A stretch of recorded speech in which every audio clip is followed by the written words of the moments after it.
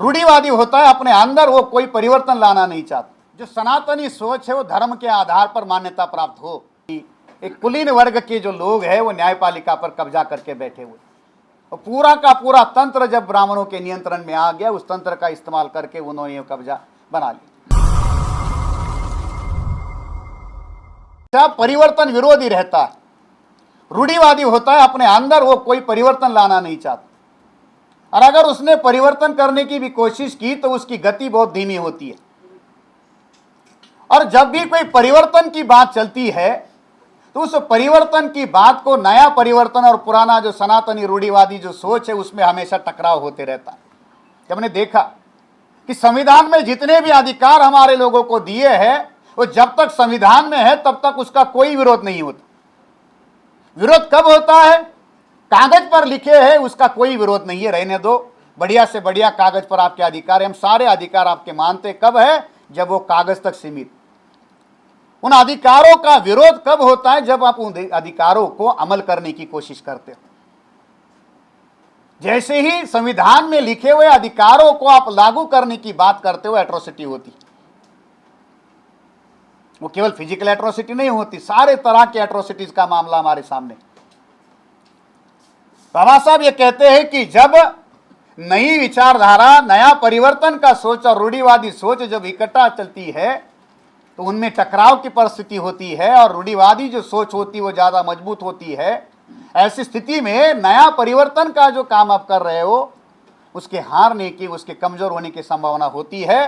तब उस स्थिति में उस परिवर्तन का जो एजेंडा है या जो परिवर्तन आप करना चाहते हो उसको विधायिका और न्यायपालिका का समर्थन होना जरूरी है।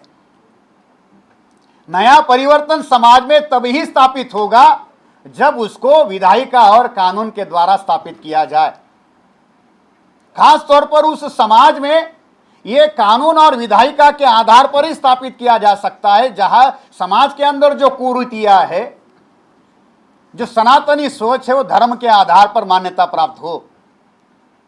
जब उन बुराइयों को, जिन उन कुरीतियों को, जो समाज के अंदर जो सारा अनैतिकता है, अत्याचार है, उसको अगर धर्म की मान्यता हो तो उस धर्म की मान्यता वाली परंपरा को अगर आपको उखाड़ना है और वहां अगर आपको नई परिवर्तनवादी व्यवस्था लागू करनी है तो ये काम बगैर विधायिका और बगैर न्यायपालिका का संभव नहीं। ये जिम्मेदारी न्यायपालिका की बाबा सब लगाते हैं कि ये जो परिवर्तन समाज के अंदर करना है, संविधान ने जो बात कही है, एक राजनीतिक लोकतंत्र से भी ज्यादा सामाजिक और आर्थिक लोकतंत्र की जो बात है उसको स्थापित करने की जो बात कही गई है, इसको लागू करने के लिए ये जो जिम्मेदारी है यहां थी, मगर उस बात को लेकर कोई गंभीरता से प्रयास होते हुए दिखाई नहीं। वही वो पुराना कानून, वही मानसिकता रखकर ये सारी चीजें की जा रही। इसका कारण क्या है? हम वो सारा कारण जो है, जैसे जज साहब ने कहा कि एक कुलीन वर्ग के जो लोग हैं वो न्यायपालिका पर कब्जा करके बैठे हुए। ये कब्जा, एकाधिकार किसके आधार पर संभव हुआ? और पूरा का पूरा तंत्र जब ब्राह्मणों के नियंत्रण में आ गया, उस तंत्र का इस्तेमाल करके उन्होंने कब्जा बना लिया। जिस न्यायपालिका को ये जिम्मेदारी लेकर काम करना चाहिए था, आज वो समाज के हित में खड़ी नहीं होती। नीट के मामले में हमने देखा हजारों स्टूडेंट का भविष्य जो है दांव पर लगा दिया गया। आरक्षण के ऐसे बहुत सारे मामले रहे कि जिसमें लाखों लोगों का फैसला जो है जजेस की मेहरबानी पर चलता रहा। जब से देश में एलपीजी की नीति लागू कर दी गई, आरक्षण खत्म कर दिया गया, उस आरक्षण को खत्म करने में जितना रोल शासक जाति के लोगों ने सत्ता में रहकर निभाया, उसके विरोध में जो जनद्रोह निर्माण होने की जो संभावना थी कि जब लोगों के अधिकारों का हनन किया जाएगा तो उन अधिकारों के बचाव में, उन अधिकारों की रक्षा करने के लिए लोग सड़क पर उतरेंगे। जब वो अपने अधिकारों की रक्षा करने के लिए सड़क पर उतरेंगे तो उस जनद्रोह को रोकने के लिए उनको सड़क पर उतरने से पहले ही एक व्यवस्था की गई। जो अनपॉपुलर फैसले, जो जनविरोधी फैसले है, वो सरकार सीधे तौर पर नहीं ले सकती थी, वो फैसले उन्होंने न्यायपालिका के द्वारा लेने का काम किया और न्यायपालिका का डर दिखाकर लोगों को रोकने का काम वो करते रहे, मगर उनको ये पता नहीं है कि जो जनता है ये लोकतंत्र में सर्वोच्च अधिकार रखने वाली होती है, और उस जनता को ये बात पता है, इस देश के मूल निवासियों को ये पता है कि हमें जितने भी अधिकार मिले हैं वो सारे के सारे अधिकार संघर्ष के बदौलती मिले हैं।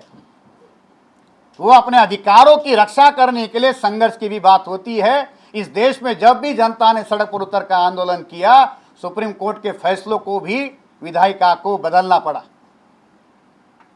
अगर सरकारें न्यायपालिका का सहारा लेकर ऐसी बहुत सारी बातें जो है वो करने का काम वो करते रहे। लॉकडाउन के दौरान भी आपने देखा होगा कि बहुत सारे ऐसे फैसले जो है वो सुप्रीम कोर्ट के द्वारा, हाई कोर्ट के द्वारा लेने का काम वो करते रहे।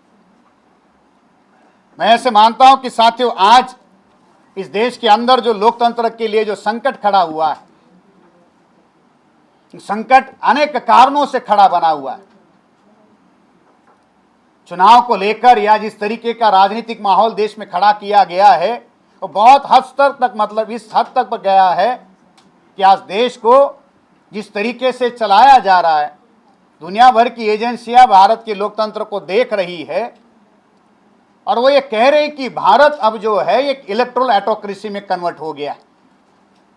एक चुनावी तानाशाही भारत में निर्माण की गई है, और इस चुनावी तानाशाही को स्थापित करने के लिए ये जो निरंकुशता चुनाव के द्वारा भारत में जो थोपी जा रही है, इसको स्थापित करने के लिए, इसको थोपने के लिए न्यायपालिका का भी एक बड़ा रोल रहा हुआ है। इसको ध्यान में रखकर साथियों, हम लोगों को काम करने की जरूरत है। हम इस देश के अंदर अपने अधिकारों की रक्षा करना चाहते तो उन अधिकारों की रक्षा करने के लिए संघर्ष की जरूरत है, और इस संघर्ष के लिए साथियों हम अपने समाज को तैयार कर रहे हैं। अब लड़ने के लिए, संघर्ष करने के लिए, उस संघर्ष का नेतृत्व करने के लिए अधिवक्ताओं की भी जरूरत है।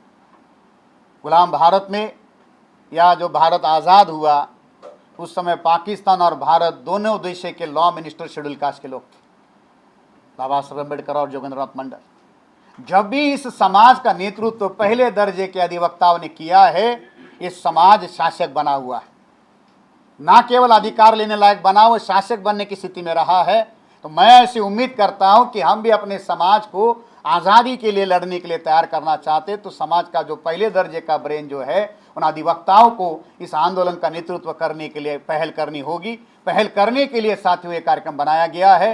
ये जो आज यहाँ पर पहला राष्ट्रीय स्तर का कार्यक्रम लिया गया, ये साल भर चलेगा, और साल भर हम पूरे देश भर के अधिवक्ताओं को इस मिशन के साथ जोड़ने की कोशिश करेंगे, और इस लड़ाई को, जो सामाजिक परिवर्तन का, जो सामाजिक क्रांति का जो लक्ष्य हमने रखा है, उसको पूरा करने के लिए अधिवक्ताओं को साथ में लेकर बड़ी लड़ाई लड़ेंगे।